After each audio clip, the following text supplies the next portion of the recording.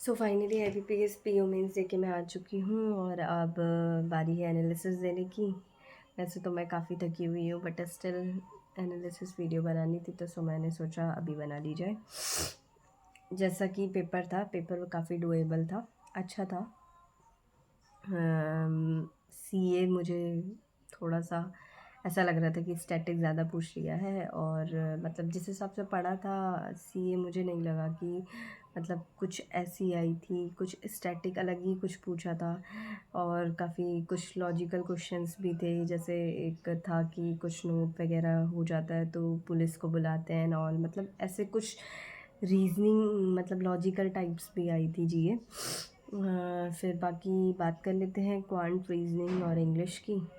CA में तो मैंने मतलब मुझे ऐसा लग रहा है कि मैंने ज़्यादा कर दिए, पेपर उस तरीके का था नहीं, तो मैंने गेस वर्क ज़्यादा कर दिए जो कि मुझे नहीं करना चाहिए था, बट स्टिल मैंने, ठीक है जो भी है। अब बात करते हैं क्वांट की। जैसे क्वांट में मैंने जो टोटल ओवरऑल अटेम्प्ट किया है वो मैंने 24 किया है, जिसमें से मैंने 2 मार्क करके 9 क्वेश्चंस किए हैं और 1 मार्क करके मैंने 15 क्वेश्चंस किए हैं। जो मुझे लगा कि क्वांट सेक्शन डुएबल था, मतलब जिसने अच्छी प्रैक्टिस की होगी तो क्वांट में अच्छा कर सकता था, और मुझे लगता है कि मैं और अच्छा भी कर सकती थी, बट स्टिल एक क्वेश्चन में मैं कहीं पे स्टक हो गई। बट ठीक है, जो मुझे लगा इतना अटैम्प्ट भी कुछ ठीक है क्वांट के हिसाब से। बाकी बात कर लेते हैं रीजनिंग की। तो रीजनिंग में मैंने जो 2 मार्क करके थे वो 11 किए थे, और 1 मार्क कर के भी मैंने 11 किए हैं, तो ये मेरा जो टोटल रीजनिंग में है वो 22 है। और रीजनिंग भी अच्छी थी, मतलब जिसने मतलब पज़ल में जो स्टक नहीं हुआ होगा तो उसने भी अच्छे अटैम्प्ट कर लिए होंगे। मैं भी कहीं स्टक नहीं हुई, मतलब मुझसे इतना ही हुआ। फिर आगे बात कर लेते हैं इंग्लिश की। इंग्लिश तो रहता ही है, मतलब मैंने ज़्यादा अटैम्प्ट नहीं किए क्योंकि मुझे थोड़ा एक्यूरेसी का रहता है कि कहीं एक्यूरेसी ना बिगड़ जाए, तो मैंने कम ही अटैम्प्ट किए। मैंने जो 2 मार्कर हैं वो 3 क्वेश्चंस अटैम्प्ट किया, और 1 मार्कर मैंने 20 क्वेश्चंस अटैम्प्ट किए। तो ये था आज का ओवरऑल शिफ्ट का, और मुझे जो लगा कि इस शिफ्ट बहुत ज़्यादा डुएबल आई थी। अगर किसी की बहुत अच्छी प्रैक्टिस हो तो वो अच्छा कर सकता था, और इस बार कट ऑफ भी मुझे लग रहा है कि ज़्यादा जाने की चांसेस हैं।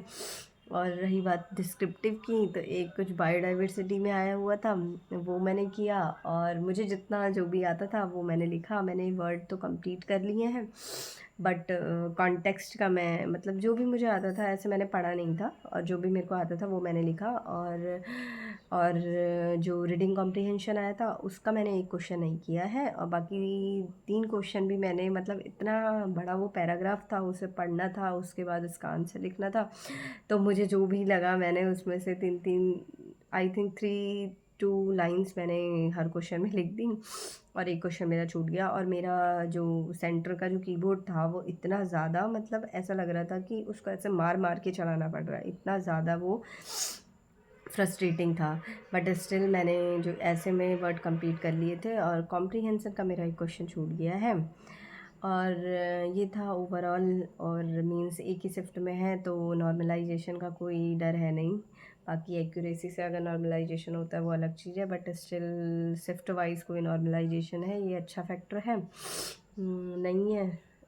और यही मेरी शिफ्ट का था। मेरे ओवरऑल अटैम्प्ट जो हो रहे हैं वो मैंने आपको बता दिए हैं, टोटल मैंने नहीं किया है। तो बस यही था आज का शिफ्ट, और अब मैं काफ़ी थक भी चुकी हूँ, तो बस मैंने सोचा जल्दी से मैं एक एनालिसिस वीडियो बना लूँ। यही था, हो गया मीन्स 12 तारीख भी चली गई। आगे आएंगे SBI और IBPS, देखो प्री होता है उसके बाद ही कुछ कह सकते हैं। तब तक के लिए थैंक यू, पढ़ते रहिए।